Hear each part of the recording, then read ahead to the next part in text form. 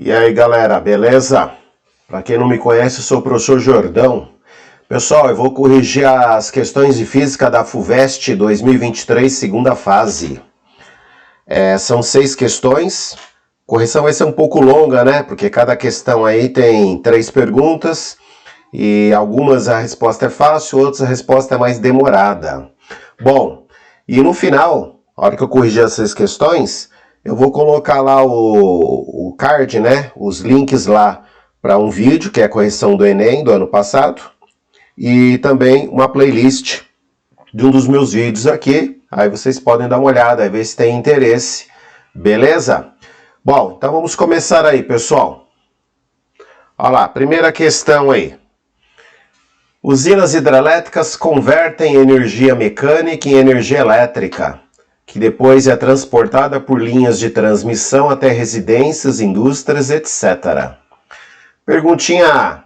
A potência aproximada da usina de Itaipu, a maior do Brasil, é 15 gigawatts, certo? Esse giga aqui, pessoal, corresponde a 1 bilhão. 1 bilhão é 10 a nona, ok? Então 15 gigawatts é 15 vezes 10 a nona. A potência dissipada por um aparelho de TV em modo de espera, ou stand-by, é de 6 watts. Supondo que, em média, cada um dos 75 milhões de domicílios brasileiros tenha um aparelho de TV em modo de espera, então seriam 75 aparelhos, certo? Que percentagem de potência de Itaipu é consumida apenas para manter TVs brasileiras nesse modo? Então, é bem interessante essa pergunta, né? Itaipu produz muita energia, né? Tem uma potência muito alta, só que tem a potência dissipada aí pelo stand-by dos televisores, supondo que eles estão desligados aí, dissipando 6 watts. Bom, então vamos lá, pessoal. Resolução aí, ó. Então tá aqui.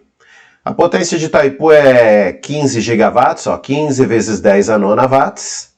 A potência dissipada aí pelas TVs em modo stand-by, ó, chamei de PTV aqui, ó, é 6 watts vezes o número de domicílios, né, de residências, ó, que seria o equivalente ao número de TVs, ó, 6 vezes 75, 10 a sexta, 75 milhões, milhões é 10 a sexta, certinho, ó, 6 vezes 75, 10 a sexta watts. Então, essa aqui é a potência dissipada pelas TVs, essa aqui é a potência gerada por Itaipu aí, certinho? Lembrando que watts é joules por segundo, tá? Bom, pessoal, a porcentagem então comparando, né, a porcentagem aí, quanto de Itaipu é usado para manter só esses televisores em stand-by aqui. Então, você pega a potência deles, ó, seria 6 vezes isso aqui, né? Só que, por enquanto, eu não fiz a conta, não. Só coloquei o número inteiro aqui, ó. 6 vezes 75, 10 a sexta, dividido pela potência de Itaipu, ó, 15, 10 a nona, certo? Eu vou chegar no número aqui que é menor que 1, para transformar em porcentagem, é só multiplicar por 100, chama porcentagem, certinho? Bom, pessoal, 6 vezes 75 vai dar 450 vezes 10 a sexta, dividido por 15, 10 a nona. 450 dividido por 15 dá 30. Ó, 10 a sexta dividido por 10 a nona, você mantém a base e subtrai os expoentes. Ó, 6 menos 9 dá menos 3. Ó. Então, 30, 10 a menos 3, vezes 100 aqui, que é 10 ao quadrado. Ó. O produto de potências, pessoal, mantém a base e soma os expoentes. Menos 3 você soma com 2, fica menos 1. 30 vezes 10 a menos 1 é o mesmo que 30 dividido por 10, tá? Então, isso aqui vai dar 3%. Então, olha só, pessoal, de toda a potência de Itaipu, ó, 3% dessa potência aí é só para manter os televisores desligados, certinho? Muito interessante isso aí, né? Olha lá, a B. Vamos ler a B aqui, ó. Uma versão simples da usina hidrelétrica utiliza a queda livre de água para gerar uma turbina. Supondo que a água inicie praticamente do repouso, quer dizer, velocidade inicial 0, né? Está parado no início. Uma queda de 20 metros até a turbina, com que velocidade a água atinge a turbina? Bom, pessoal, então ele está falando o seguinte, ó. A energia potencial gravitacional da água, que depende da altura, vai ser transformada em cinética. Ó. Então, a energia cinética é a energia potencial. Energia cinética, pessoal, como é que se calcula? mv² sobre 2. Ó. M é a massa, o V é a velocidade.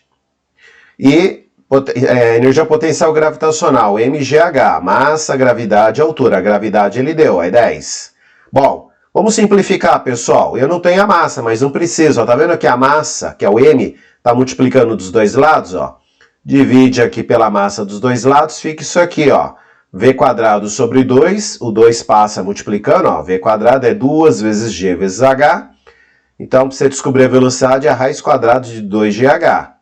O g vale 10, o h vale 20. Ó. 2 vezes 10 vezes 20, raiz de 400, que dá 20 metros por segundo. Então tá aí, pessoal. Ó, a C. Vamos ler a C aqui, né?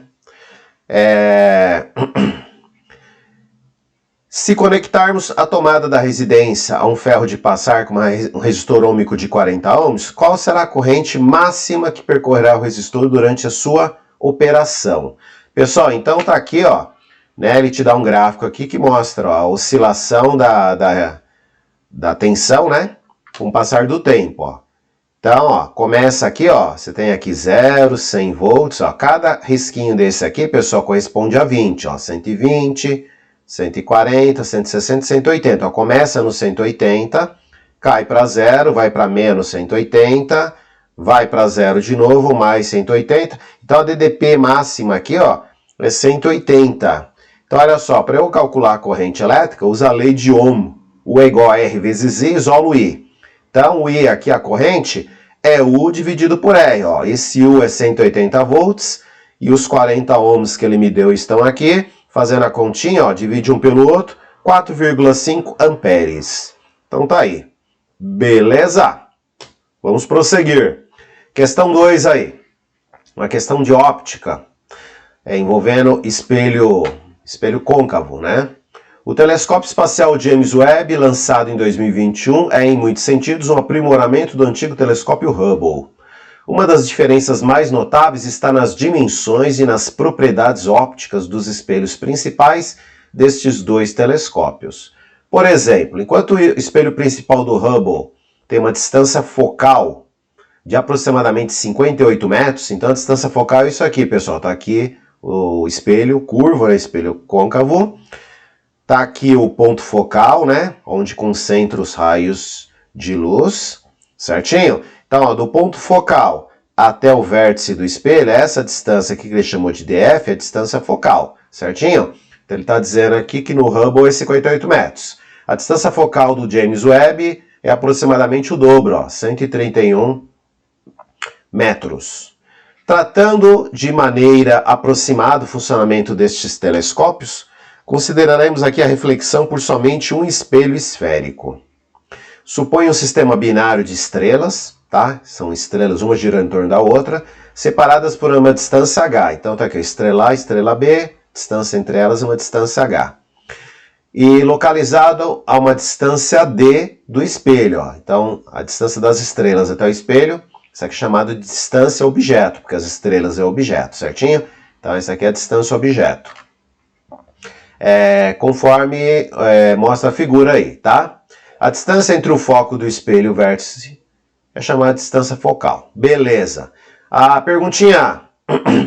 Dois raios luminosos, raio 1 e raio 2, partindo da estrela A, atinge o espelho. O raio 1 é paralelo ao eixo do espelho, enquanto o raio 2 passa pelo foco. Na figura da folha de resposta, traça os raios refletidos pelo espelho. Então tá aqui, ó. Ele te deu essa, na folha de resposta, ele te deu essa figura aqui, ó, estrela A e B. Da estrela A partem dois raios de luz, ó, um paralelo ao eixo do espelho e o outro passando pelo foco. Pessoal, todo raio de luz que chega paralelo ao eixo do espelho côncavo reflete nele, ó, e passa pelo foco. Então isso aqui, ó, ele quer que você faça esse desenho, esse raio refletido. Tá? Aqui é o raio refletido 1. E o raio refletido 2? É o inverso desse. Se chega passando pelo foco, é refletido e sai paralelo. Então tá lá. Esse aqui é o raio 2. Então era só para fazer isso no A. Bem simples, né? Bom, vamos para o B aqui. Considere que o sistema está sendo observado pelo telescópio Hubble. Para qual distância focal vale D minúsculo? Então ele chama a distância focal de D minúsculo aí. Calcule a razão A, esse A aqui é o aumento, tá? Da altura HI sobre Hzão, onde HI é a distância entre as imagens das estrelas formadas pelo espelho, é chamado de altura da imagem, certinho? E o H, né? O H é a distância, a altura aqui entre, essa distância entre A e B aqui, certinho? Seria a altura do objeto. Bom, essa razão é também chamada de aumento, por isso que chamou de A, de aumento, certinho? Do espelho, embora esta razão possa ser menor do que 1, expresse sua resposta em termos de Dzão, que é a distância objeto, e D minúsculo, distância focal, certinho? Então ele quer saber esse A aqui, que é Hzão I sobre Hzão, quanto vai dar?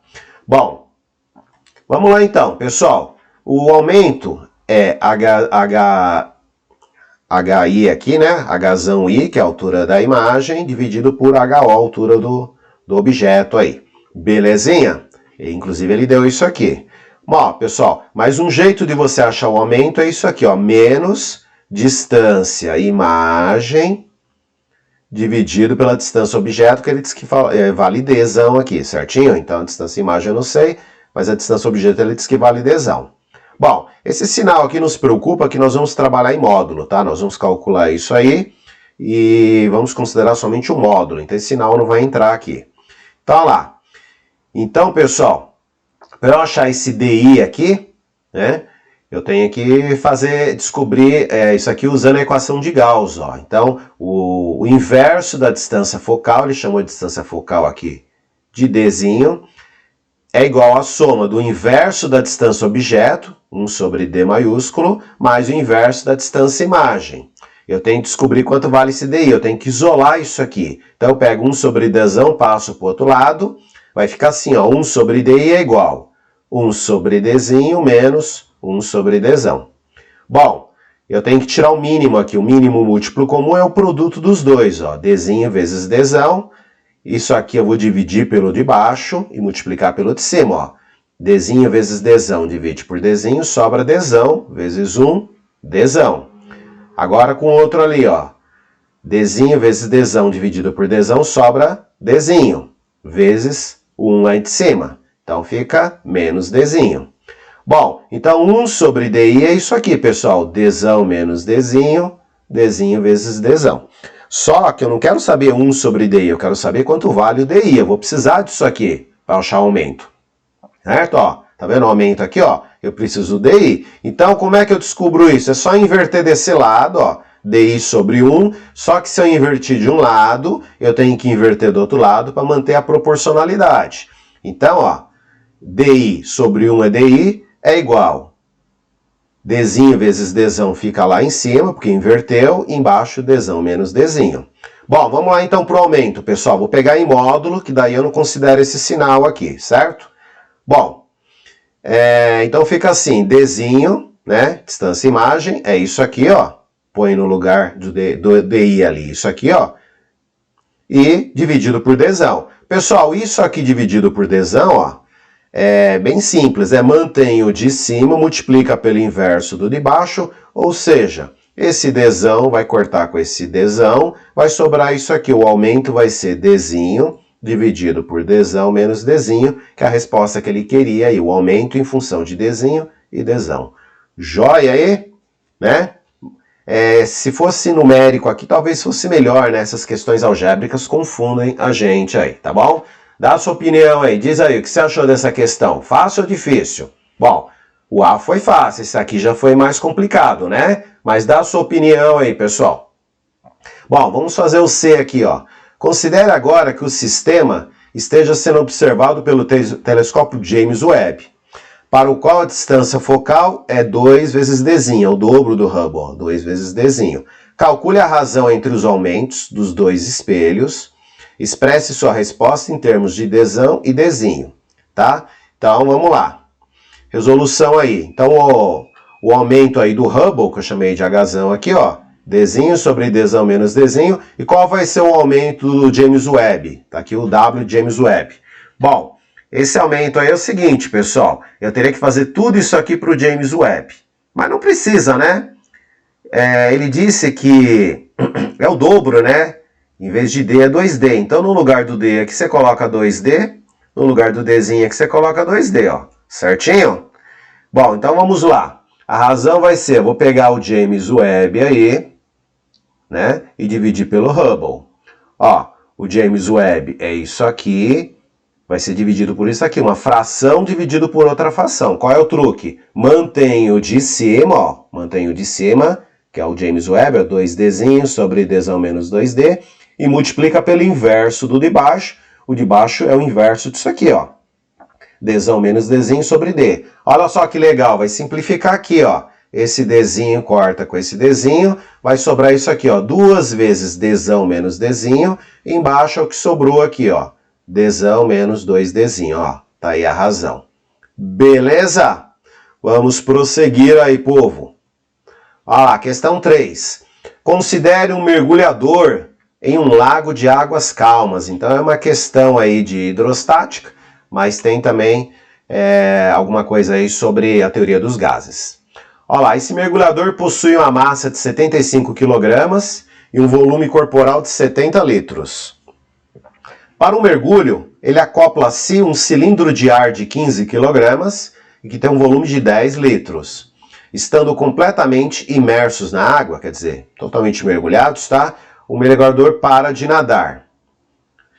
Ele afundará ou subirá até a superfície? Justifique. Então, pessoal, com essas informações que ele me deu, eu vou calcular a densidade do mergulhador, levando em conta que é a massa dele mais a massa do cilindro e o volume dele mais o volume do cilindro, certinho? Como se fosse um único corpo. E vou comparar com a densidade da água. Ele deu a densidade da água é 1 kg por litro. Então, eu vou calcular a densidade do mergulhador. Se for menos que isso, ele flutua. Se for mais que isso, ele afunda. Certinho? Então, vamos lá. Olha lá. A densidade aí do mergulhador, M de mergulhador, ó, é a massa dividido pelo volume, só que é a massa total, ó. 75 do mergulhador mais 15 do cilindro, dividido pelo volume total. 70 litros do mergulhador mais 10 litros do cilindro. Em cima fica 90, embaixo 80, fazendo a divisão, ó, 1,125 kg por litro. Isso é mais do que 1 kg por litro, quer dizer, o mergulhador é mais denso do que a água. Então ele afunda porque a densidade do mergulhador é maior que a da água. Joinha? Fácil, né? Diz aí se você achou que isso é fácil ou não, pessoal. Vai nos comentários aí, diz aí o que você achou. B. Durante um mergulho, o mergulhador consulta seu manômetro de pulso. O manômetro é um instrumento que mede pressão, certinho? Com isso aqui ele determina que profundidade ele está. E verifica que a pressão absoluta local, quer dizer, a pressão total nele lá embaixo da água, é 2 atmosferas, 2 atm. A que profundidade o mergulhador está? Bom, vamos lá, pessoal. A pressão absoluta aí é a pressão da água mais a pressão da atmosfera. Ele diz que a pressão absoluta é 2 atms, a pressão da água eu não sei, mas a pressão da atmosfera está supondo aí que ele está ao nível do mar. Então, 1 atm, uma atmosfera. Bom, então a pressão da água vai ser o quê? 2 atms menos 1 atm, tem que passar isso lá para o outro lado. Então a pressão da água é 1 atm, certinho? E ele diz aqui, pessoal, 1 atm, ó, 1 vezes 10 a quinta. PA, Pascal. Pascal é Newton por metro quadrado, unidade de pressão no sistema internacional. Então tá lá, pressão da água, 1 vezes 10 a quinta, vou ter que usar esse valor aqui, né? Porque eu vou fazer a continha e vou usar a gravidade no sistema internacional, por isso que eu tenho que usar Pascal aqui, ó. Então, ó, a pressão exercida pela água é a densidade da água vezes a gravidade no local vezes a coluna de água, que é a distância que vai da superfície até onde ele está. É esse H que eu quero descobrir aqui. Bom, a pressão é 1 vezes 10 a quinta, a densidade aqui, ó, em unidades do SI, ele deu aqui, ó, 1/10 a terceira quilogramas por metro cúbico, ó. A gravidade é 10, vou descobrir o H, que é a profundidade que ele está, ó. Então, ó, 10 a terceira vezes 10, ó, mantém a base, somos expoentes. 3 com mais 1 aqui, ó, 10 e 10 elevado a 1 é a mesma coisa. Fica 10 a quarta. 10 a quarta está multiplicando o H, passa dividindo. Então a altura, a profundidade, né, 10 a quinta dividido por 10 a quarta, ele está a 10 metros de profundidade. Joinha? Certo? Bom, um pouco mais difícil do que A, mas não foi tão difícil, a meu ver, né? Eu não sei o que você vai achar disso, dá a sua opinião aí nos comentários. Bom, vamos para o C aqui. Finalmente, considere que o mergulhador está no fundo do lago, onde a temperatura da água é 7 graus Celsius e a pressão é de 2,8 atm. Ele produz uma bolha de ar, de volume V1, que sobe em direção à superfície. Quando a bolha houver subido até a iminência de atingir a superfície, onde a temperatura é 27 graus Celsius, seu volume será V0 aqui. Determine a razão, V0 sobre V1. Bom, então lá onde ele está é 1, lá na superfície vai ser V0. Beleza? Então vamos lá, pessoal. Lá onde ele está, lá embaixo, a temperatura é 7 graus Celsius. Vou ter que passar para Kelvin, pessoal. Para fazer isso aqui, né, eu vou ter que usar aí a equação geral dos gases. Então, ó, tá dividindo por temperatura, então tem que usar Kelvin obrigatoriamente aqui, certo? Bom, então 7 graus Celsius, como é que eu passo para Kelvin? É só somar 273, ó. Isso mais 273, 280 Kelvin. A pressão, lá onde ele está, 2,8 atmosferas. Eu não sei o volume da bolha gerada lá, V1. Bom, quando chega ali na superfície é 27 graus Celsius, soma com 273, dá 300 Kelvin. A pressão na superfície, o P0 é 1 atm e o V0 eu não sei. Então vamos lá, pessoal. Usando a equação geral dos gases aí, ó. P1 vezes V1 sobre T1 é igual a P0 vezes V0 sobre T0. Substitui aí, ó. Bom, vamos com calma aí, né? Antes de substituir. Ele quer que você calcule isso aqui, ó. V0 sobre V1. Então, eu tenho que isolar o V0 e fazer o V1 e vir aqui para baixo. Ó, o V1 está multiplicando, passa aqui para baixo dividindo, certo? O T0 vai passar para cima multiplicando e o P0 vai passar lá para baixo dividindo, ó, certinho? Bom, então fica assim, V0 sobre V1 é P1 vezes T0 sobre P0 vezes T1. Substitui os valores, ó, P1 é 2,8, T0 300. O P0 é 1 e o T1 é 280.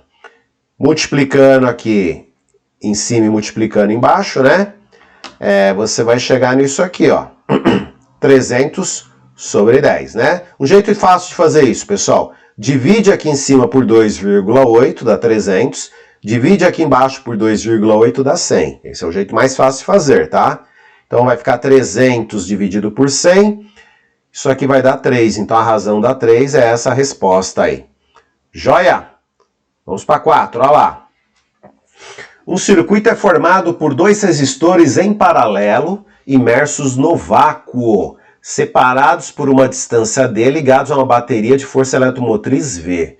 Cada resistor é formado por um fio muito longo, de mesmo comprimento e área da secção transversal, mas com resistividades Rho1 e Rho2, isso aqui é uma letra grega, Rho parece um P, né? Mas é Rho1 e Rho2, diferentes entre si conforme ilustra a figura. Então tá aqui, ó, um resistor, segundo resistor. Entre eles uma distância D, esse ponto C aqui está bem no meio, né? Está equidistante do primeiro e do segundo resistor. Quer dizer, do ponto C até o primeiro resistor é D sobre 2, metade dessa distância.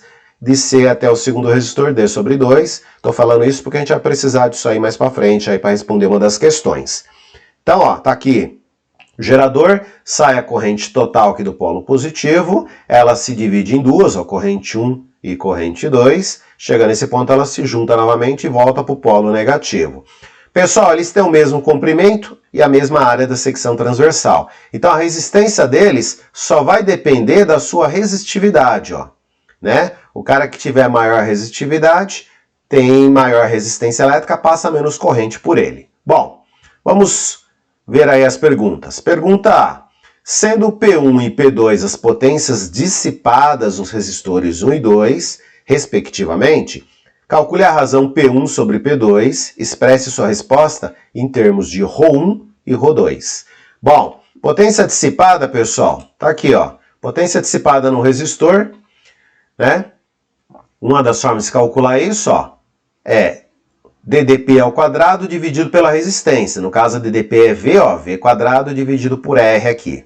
E a resistência, né? Como é que você determina ela? Quando você conhece as propriedades do condutor, ó. Resistividade ρ vezes L dividido por A. L é o comprimento, A é a área, né?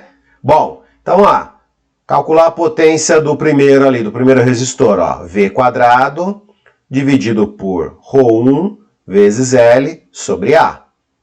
Beleza? Eu não coloquei L1 e A1, porque esse L e A é o mesmo para o 1 e para o 2. Bom, pessoal, para o segundo, de novo, V quadrado. Por que V quadrado? É a mesma DDP? É, pessoal. Você tem aqui, ó, dois resistores em paralelo. Então, elementos em paralelo recebem a mesma DDP. No caso aqui, eles estão ligados ao gerador. Então, esse daqui recebe V, o de baixo recebe V. Certinho? Mesma DDP aí. Tá, vamos lá. V2 sobre ρ2, L sobre A. Bom, simplificando aí, pessoal. Você está pegando isso aqui, dividindo por isso aqui, ó, sendo que tem uma fração aqui embaixo. Mantém o de cima, multiplica pelo inverso do de baixo, você vai chegar nisso aqui, ó. V quadrado vezes A sobre ρ1 vezes L. Beleza? Esse ponto e vírgula esquece, aqui é erro de digitação, tá bom? O de baixo, ó, mesma coisa. V quadrado sobre vezes A sobre ρ2 vezes L. Só muda aqui, ó, a resistividade. Então é só fazer a razão, pessoal. P1 dividido por P2, ó, é esse de cima dividido por esse de baixo. Divisão de frações, mantém a de cima, multiplica pelo inverso do de baixo. Inverto isso aqui, ó, fica isso aqui, ó, ρ2 vezes L sobre V quadrado vezes A. Ó, esse V quadrado sobre A em cima divide com o de baixo, sumiu. O L também divide. Sobrou o quê, pessoal? P1 sobre P2, ó, ρ2 dividido por ρ1. Belezinha? Resistividade no segundo dividido pela resistividade no primeiro. Então tá aí, pessoal. A A foi resolvida. Vamos ver a B aí.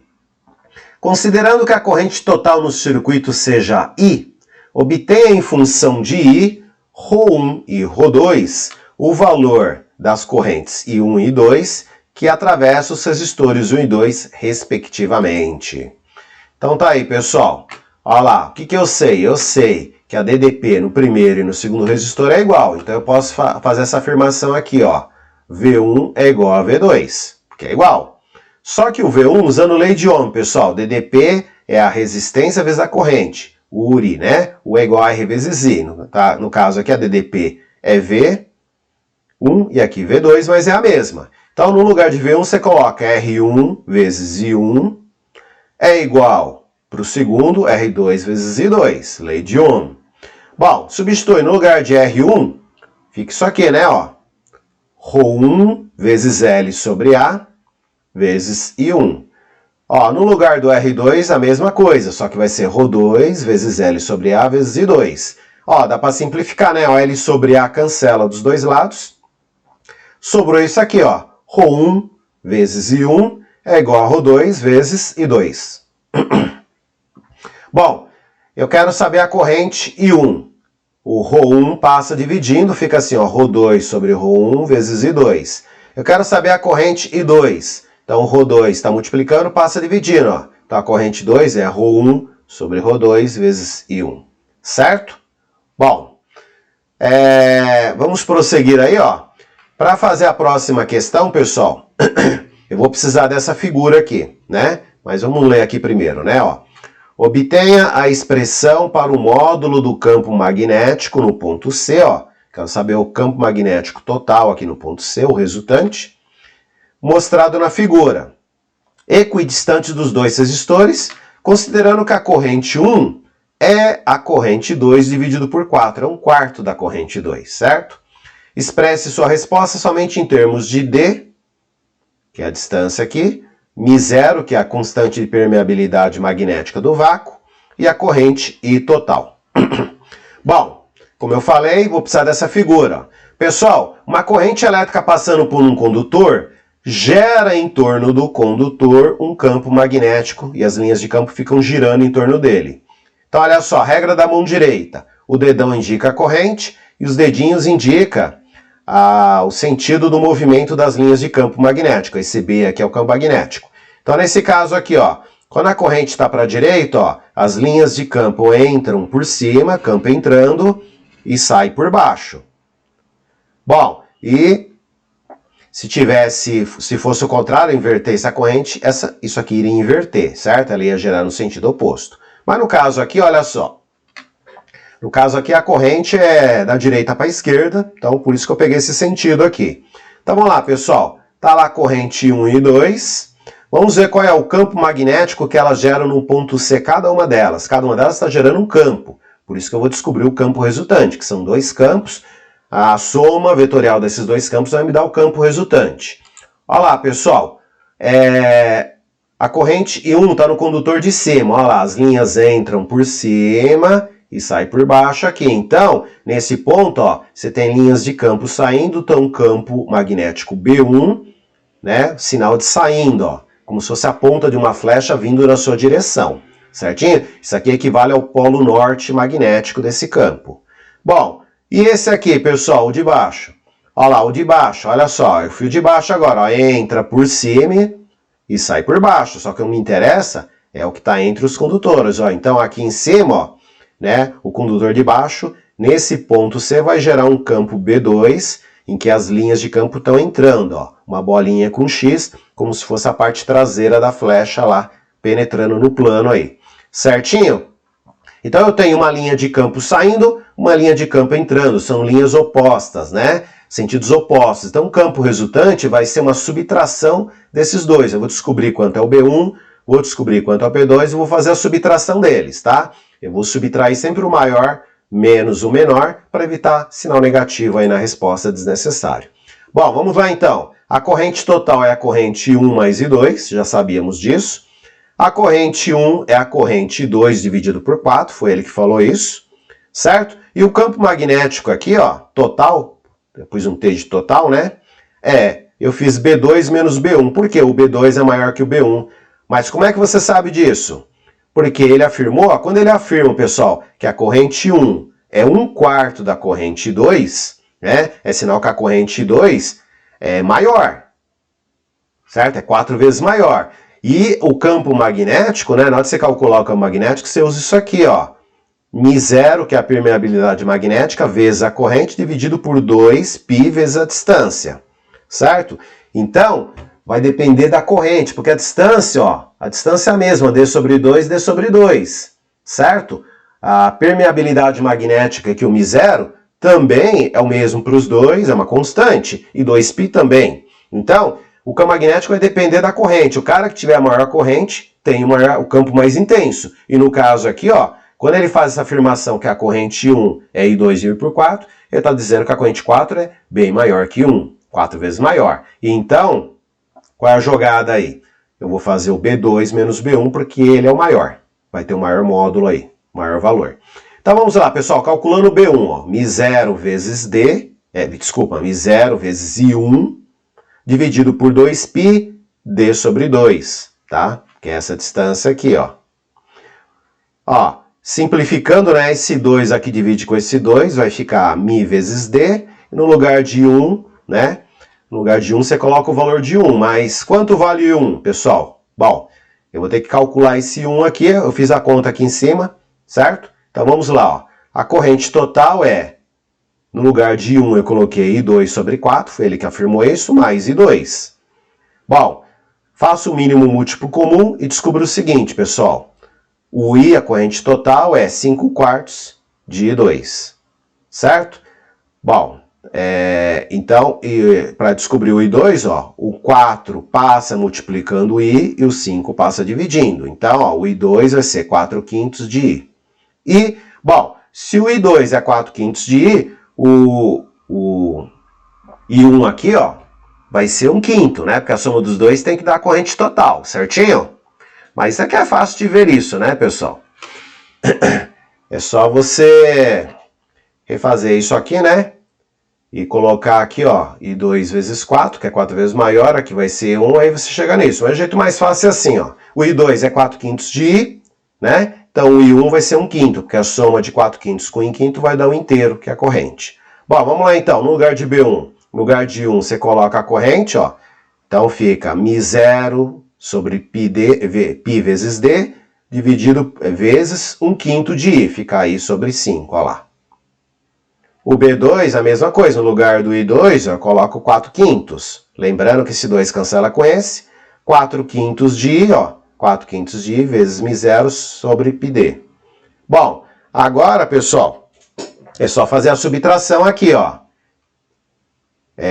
No caso aqui, né, B2, né, 4/5 de μ0I sobre πD, menos B1, que é isso aqui, ó, μ0I sobre 5πD. Ó, tá vendo que o denominador é o mesmo, pessoal? Então o denominador mantém o mesmo, é só fazer aqui, ó, 4 μ0I menos 1 μ0I. 4 menos 1 é 3, ó. 3/5 de μ0I sobre πD, certo? Bom, essa questão eu já achei difícil, já achei complexo aí, né? Bom, não sei qual a sua opinião, diz aí. Bom, pessoal, vamos aí para a quinta, só falta mais duas.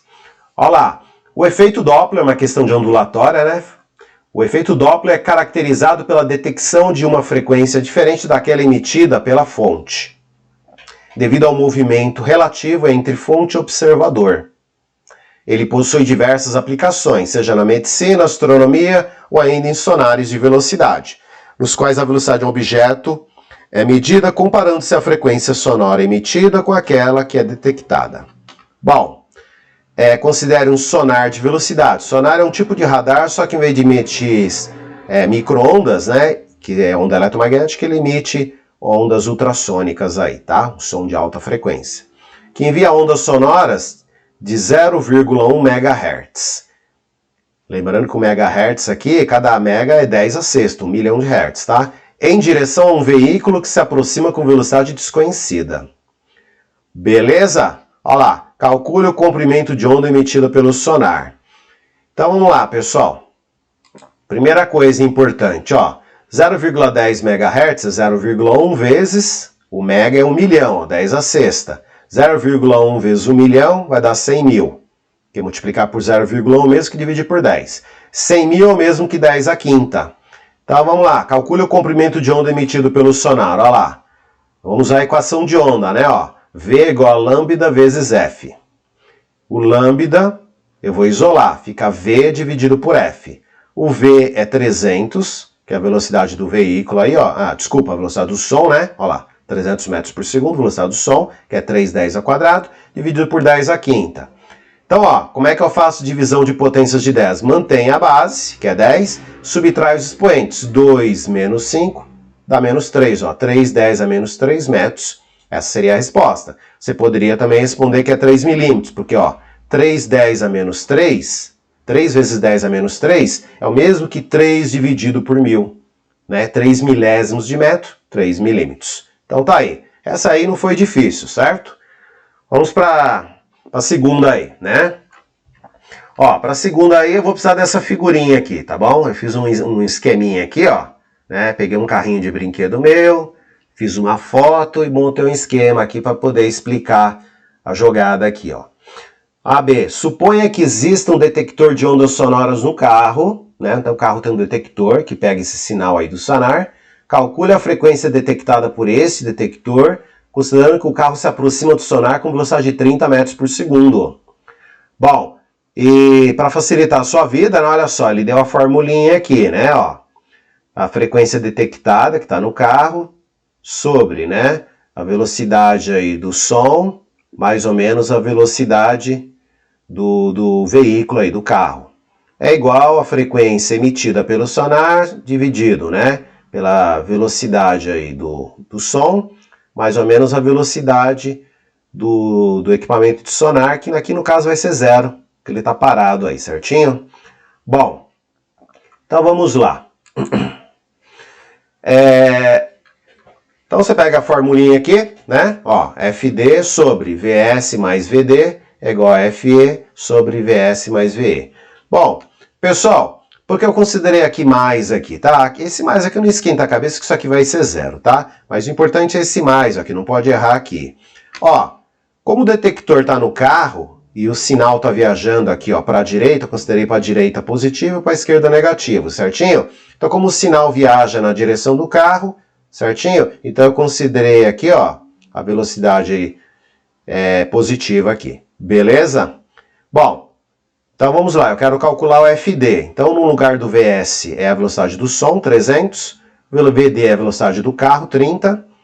A frequência emitida aqui, ele diz que é 0,1 MHz, tá? Eu vou usar MHz, aí eu dou a resposta em MHz.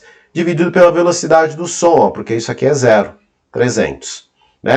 Aqui dá 330, passa multiplicando lá em cima, 330 dividido por 300, vai dar 1,1 vezes o 0,1 que já estava lá, né? Isso aqui vai dar, 1,1 vezes 0,1 vai dar, a vírgula pula uma casa aqui para a esquerda, 0,11 MHz, é essa a resposta aí. Bom, vamos para o C. O C vai ser mais complicado, pessoal, vai ser mó trampo aí, mas vamos lá. Encontra a velocidade do veículo, sabendo que o sonar detecta uma frequência de 0,15 MHz, refletida de volta do carro para o sonar. Então, olha só, enviou um sinal, bateu no carro, esse sinal que bateu no carro volta para o sonar pega o eco. Certinho? Só que agora a velocidade do carro não é 30. Certinho? A velocidade é uma... Eu quero descobrir que velocidade ele tem. Eu sei que o sonar aqui vai detectar 0,15 MHz. Então, no caso aqui, eu não estou pegando o sinal viajando no sentido positivo. Na verdade, o sonar está pegando o sinal refletido que viaja no sinal negativo. Então, esse sinal negativo aqui vai alterar um dos valores aí, certo? Na fórmula. Olha lá, é a mesma fórmula, tá? Só que agora olha só a jogada aqui. Essa aqui é a frequência, né?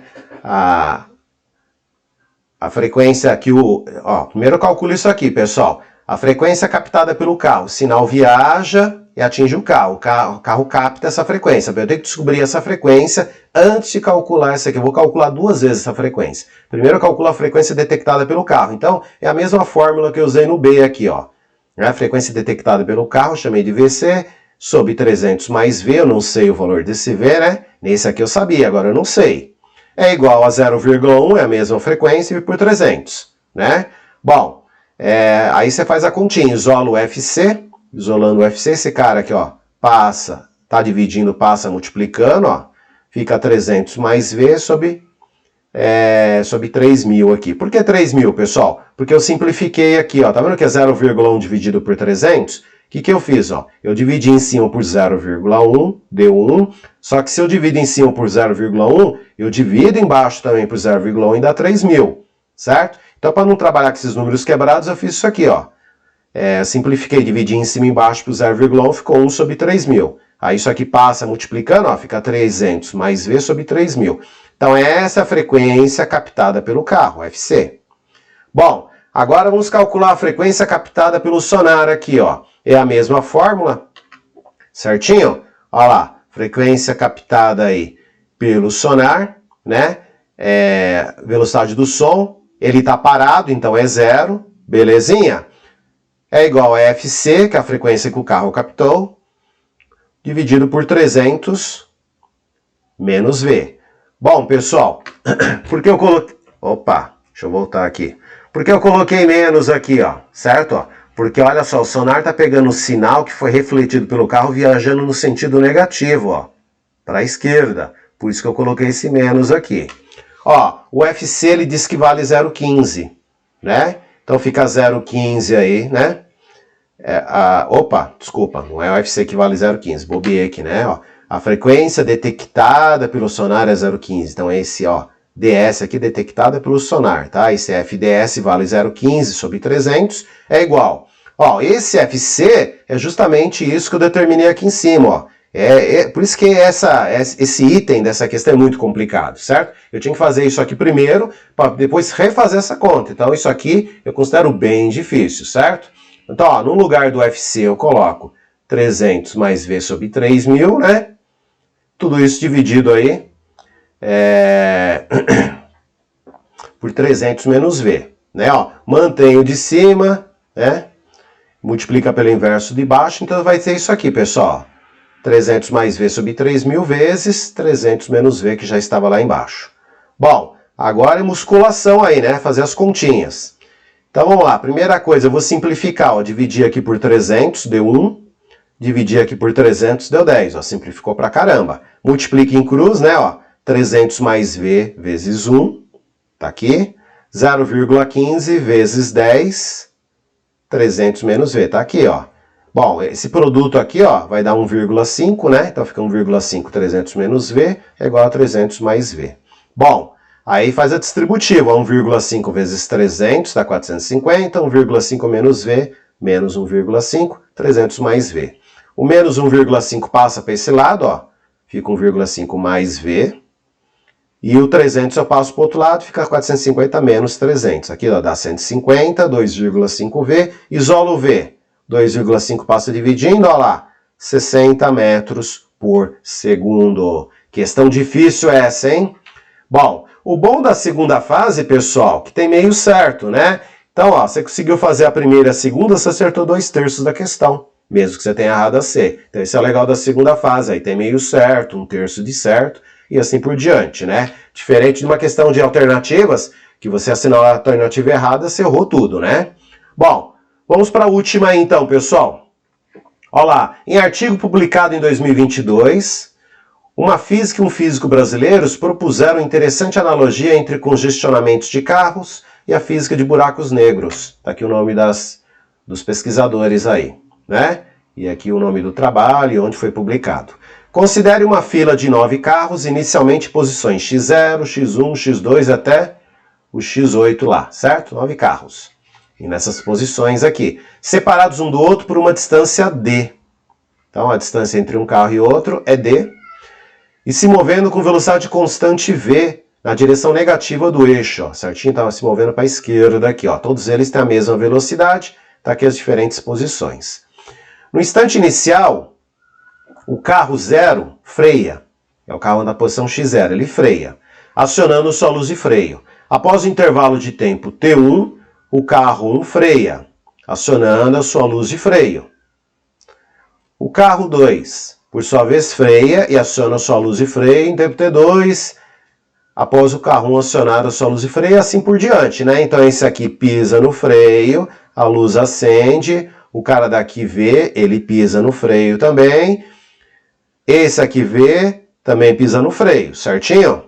Então tá bom. Para este problema, considere que no instante da primeira frenagem, instante inicial, o carro 0 esteja localizado na origem, né? Ele está aqui ó, na posição X0, que vale 0. A distância entre os carros é 20 metros, ó, certo? Essa distância aqui é de 20 metros. E todos os carros têm a mesma velocidade, né? Beleza. Ó, o A aqui, dada a velocidade inicial de 72 km por hora, calcule o tempo de reação máximo, o Tmax aqui, né? Um tempo máximo para que não ocorra colisões entre quaisquer dois carros. Bom, resolução é de ser simples, pessoal. Primeiro passo, vamos converter isso aqui para metros por segundo, tá bom? Então vamos lá. 72 km por hora, divide por 3,6, dá 20 metros por segundo. A distância aqui é 20 metros. Bom, por que eu converti a velocidade para metros por segundo? Porque a distância está em metros e a velocidade está em quilômetros por hora. Então por isso que eu converti para metros por segundo. Bom, o tempo de reação, pessoal. Qual é o tempo de reação aí? É a distância entre os carros, tá? Ó, o cara que pisou no freio acendeu a luz de freio. O cara viu. A hora que ele viu a luz, né? Ele está a uma distância D. Porque, ó, eles estão a mesma velocidade um do outro, certo? Então, ele pisa no freio também. Então, ó, ele está a uma distância D, certinho? Dividido aqui pela velocidade, ó. Então, o tempo é a distância dividido pela velocidade. Certinho? Isso aqui vem da definição de velocidade escalar média. A velocidade é a distância dividido pelo tempo, o tempo é a distância dividido pela velocidade. 20 dividido por 20, ó, 1 segundo, certo? Então esse é o máximo tempo de reação aí. Beleza? Bom, então vamos prosseguir aí. A B e C, como essa questão era muito grande, eu coloquei no próximo slide aí. Então tá aí, ó. Texto para os itens B e C, né? Em geral, os tempos de reação dos motoristas não são iguais. Por exemplo, se os primeiros carros estiverem envoltos em neblina ou fumaça, os tempos de reação serão maiores para os primeiros carros da fila e menores para os últimos carros da fila. Considere a tabela a seguir que mostra os tempos de reação, T1, T2, até o T8 lá, certo? São 9 veículos, retratando uma situação dessa.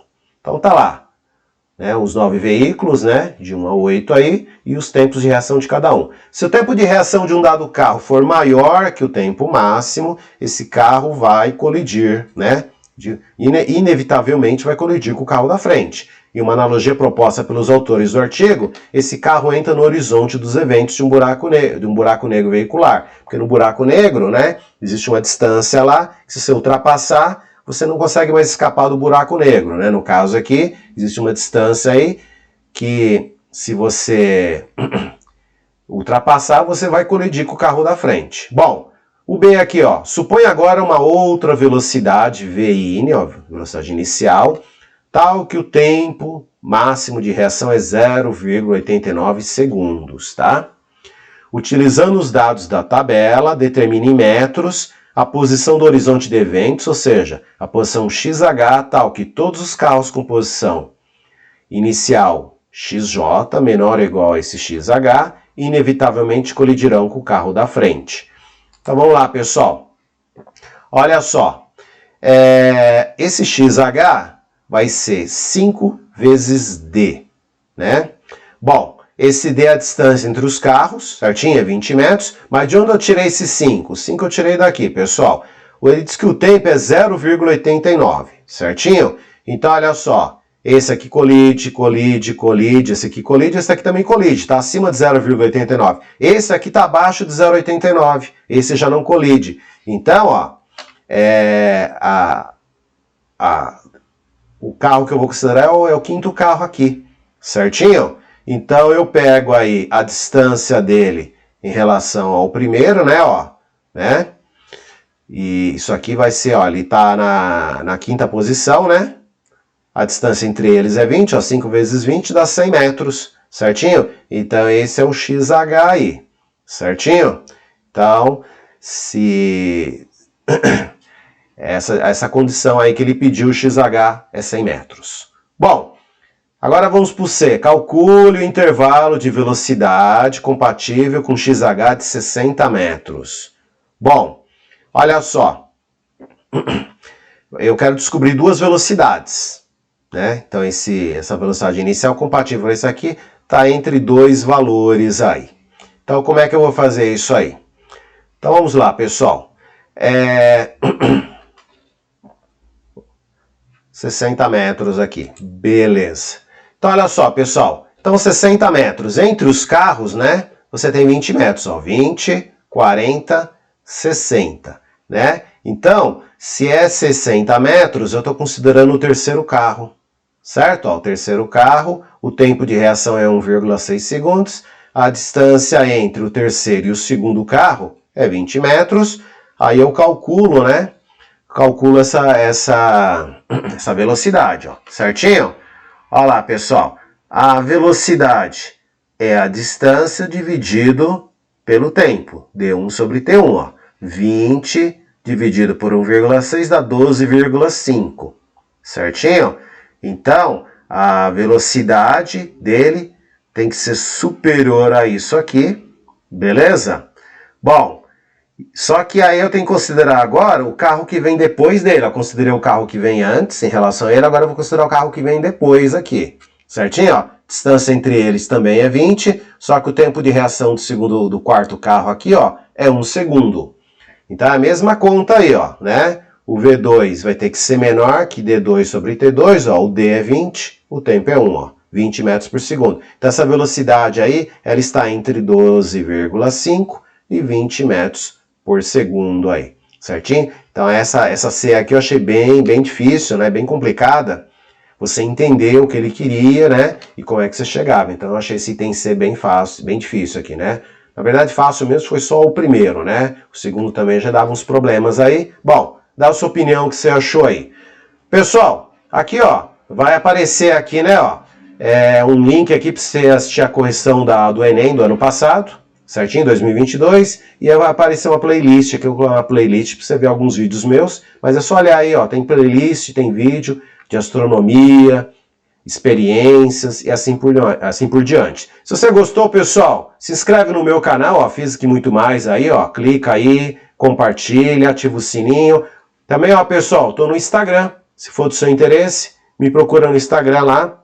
Instagram eu coloco imagens, informações interessantes sobre ciência e também vídeos curtos lá.